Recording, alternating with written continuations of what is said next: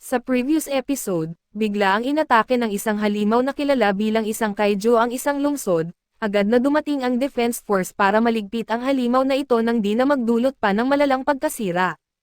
Matagumpay nilang napatay ito at matapos ang labanan ay agad na nilinis ng mga tagalinis ang dambuhalang nilalang na ito.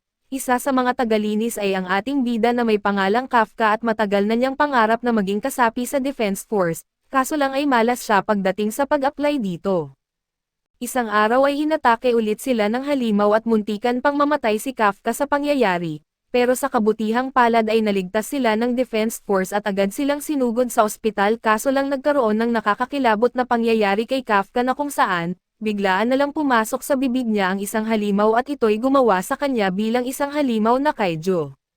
At sa pagpapatuloy, pagkaraan ng ilang sandali, naisip ni Hoshan kung paano kumilos si Kaiju number 8 na parang tao at pagkatapos, may Kaiju number 9 na kayang magsalita at magkunwaring tao. Nag-aalala talaga si Hoshan dahil parang may kakaibang nangyayari sa mga Kaiju, samantala ay iniisip ni Kafka ang sinabi sa kanya ni Hoshan at nagpasya na hindi niya ito bibigwin, matutulog na sana si Kafka kaso nabigla siya nang makita ang apoy na bumabagsak mula sa langit. Nagsimula ng wasakin ng napakaraming fireball ang base at nagising ang mga kasama ni Kafka upang makita ang kaguluhan.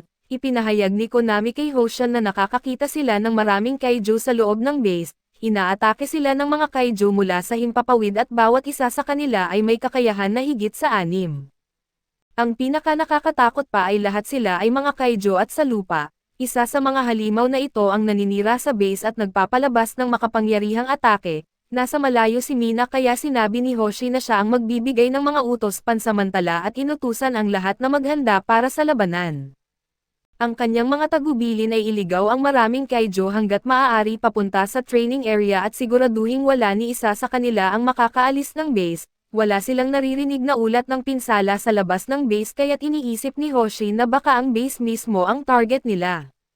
Nagulat si Kafka nang makita ang base na nasunog at agad niyang nalaman na ang mga wyvern type na kaiju ay delikado at tumigil siya, gayunpaman nang napagtanto niyang may kakaiba dahil sila ay wyvern type at sa ibang lugar, pinapapunta ni Hoshan ang lahat ng gumagamit ng rifle sa gitna ng base upang doon iligaw ang mga kaiju at barilin ang mga ito.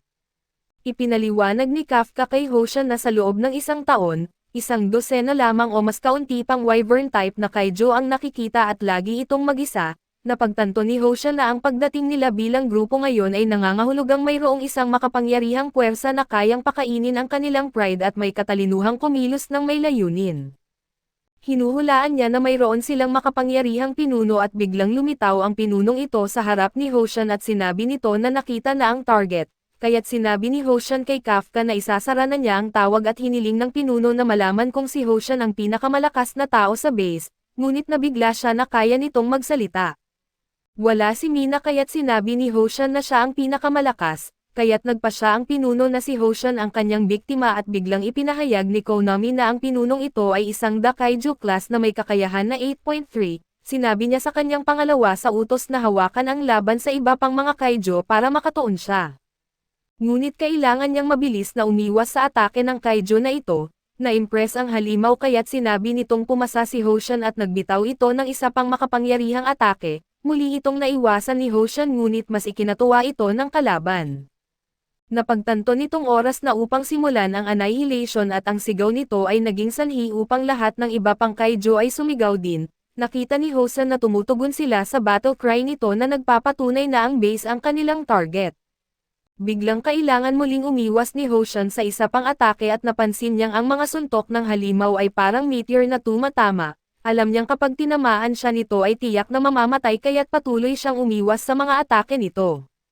Nakapagpasok si Hoshan ng isang atake kaso lang ang balat ng halimaw ay mas matibay pa kaysa sa Kaiju number 8, samantala ay nahihirapan ang iba pang lumaban sa mga kaiju at di nila magawa ng anumang pinsala at nabigla sila nang sabihin ni Kafka sa kanila na itigil ang pag-atake mula sa harap, kailangan nilang atakihin ang likod ng mga ito.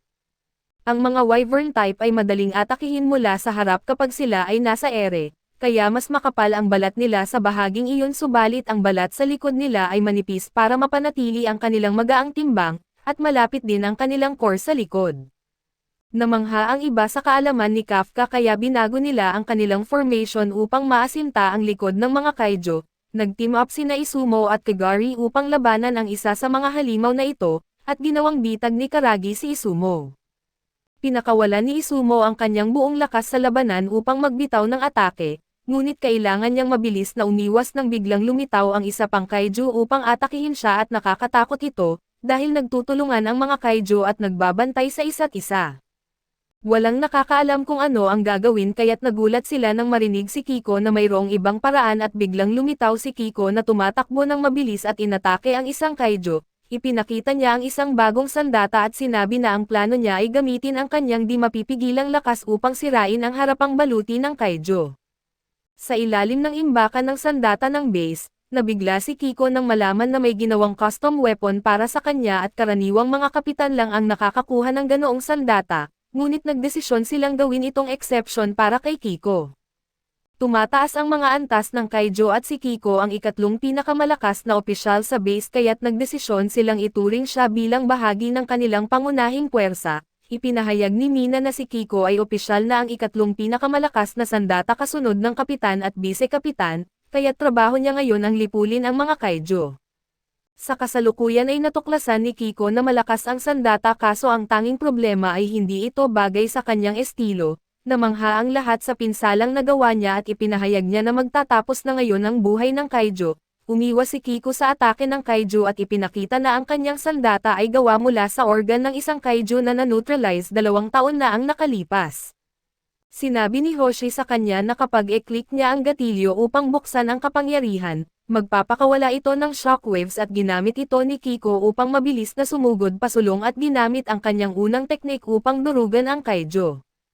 Biglang lumitaw ang isa pang Kaijo kaya't gumamit siya ng isa pang shockwave, ngunit sa pagkakataong ito ay upang magdulot ng malaking pinsala at nanunood ang mga lalaki sa pagkamangha at iniisip nilang bagay na bagay sa kanya ang sandata.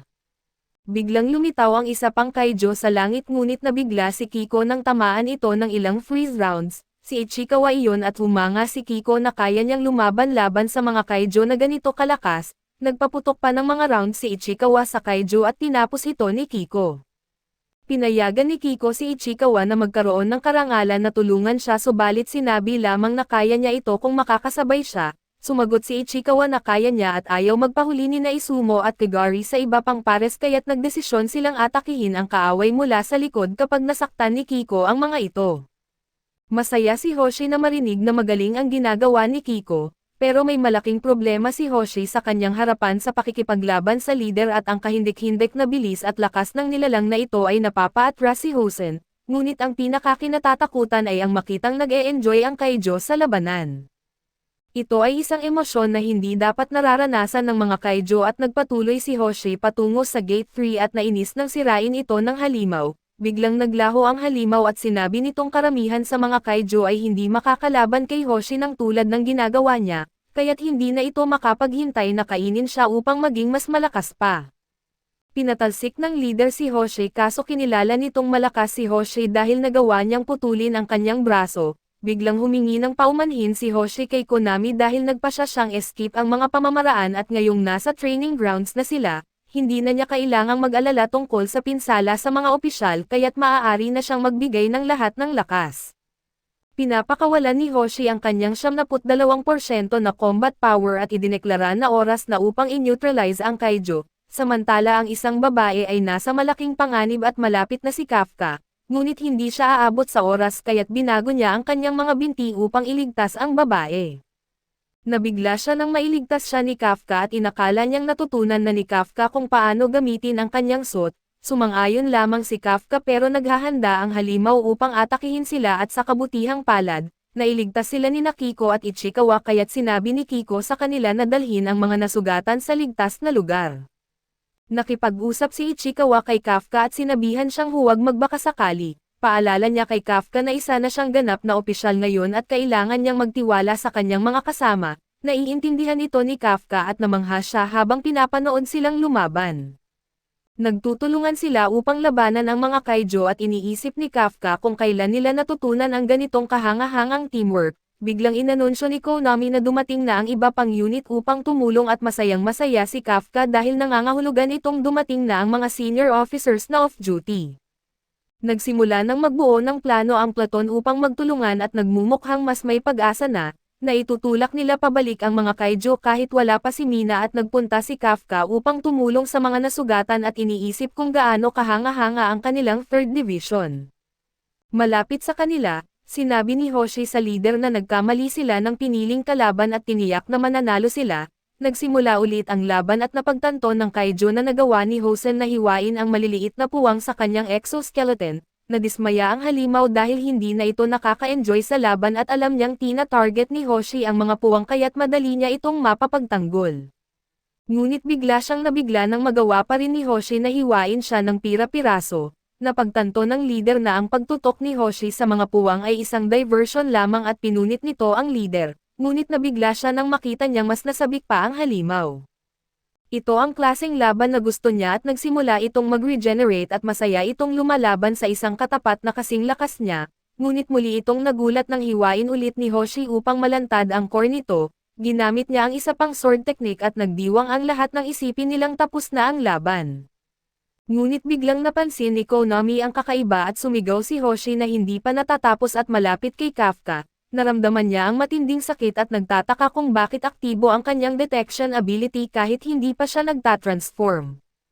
Natatakot si Kafka sa pinakamasama at nag-aalala para kay Hoshi. Pareho ring natatakot si Konami at pinapanood ni Hoshi habang nagsisimulang mag-transform ang kaiju sa mas malaking anyo. Napagtanto niyang nagbago ang posisyon ng core nito kaya hindi niya ito lubos na napinsala. Nagbitaw ang halimaw ng ultra high temperature steam kaya't masaya si Hoshi na dinala niya ito sa training ground. Biglang inanunsyo ni Konami na tumataas ang kakayahan ng kaiju at hindi siya makapaniwala sa numero. Natapos ng halimaw ang pag-transform at ipinahayag na ang kakayahan nito ay nasa siyam na ngayon at nabigla si Hoshi sa anyo ng halimaw at naglabas ito ng malakas na alingawngaw. Kaso dito muna matatapos ang ating recap. Salamat sa inyong panonood hanggang sa muli.